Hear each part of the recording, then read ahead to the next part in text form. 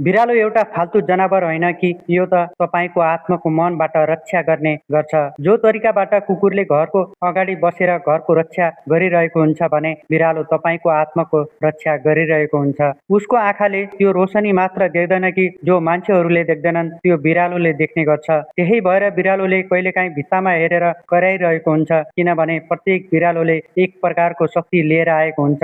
पोर्सो बिरालोले पैसाको स्रोत बनाउने गर्छ भने यसलाई घरको शेर पनि मान्ने गरिन्छ अनि घरलाई शान्ति बनाइराख्न ठूलो भूमिका खेलिरहेको हुन्छ। त्यस्तै कालो बिरालो यो घरको सिपाही हो जुन शैतानसित लड्ने काम गर्छ। रातमा आउने नराम्रो आत्माहरूको समाप्त गर्ने क्षमता राख्छ। सेतो बिरालो प्रत्येक समयमा एक प्रकारको ऐना जस्तो बनेर रहेको हुन्छ जुन कुनै पनि समयमा नराम्रो काम गर्नेहरूलाई आफूले मनन गरेर त्यतैतिर फर्काइदिने काम गर्ने गर्छ। त्यस्तै कुनै बेला रातिको समयमा बिरालोलाई देख्नुहुन्छ भने कुनै कुनामा गएर कराइरहेको छ र शरीर चलाइरहेको छ भने त्यो कुनै नराम्रो चिजलाई परास्त गर्दैछ भनेर बुझ्ने गरिन्छ। यदि तपाईँको घरमा बिरालो आरामसित सुतिरहेको छ अनि शरीर फैलाइरहेको छ र आँखाहरू बन्द गरेर सपनामा खोइरहेको छ भने तपाईँ यो सम्झिनुहोस् कि तपाईँको घर एकदमै रोशनी पाक र सुरक्षित छ भन्ने बुझ्ने गरिन्छ।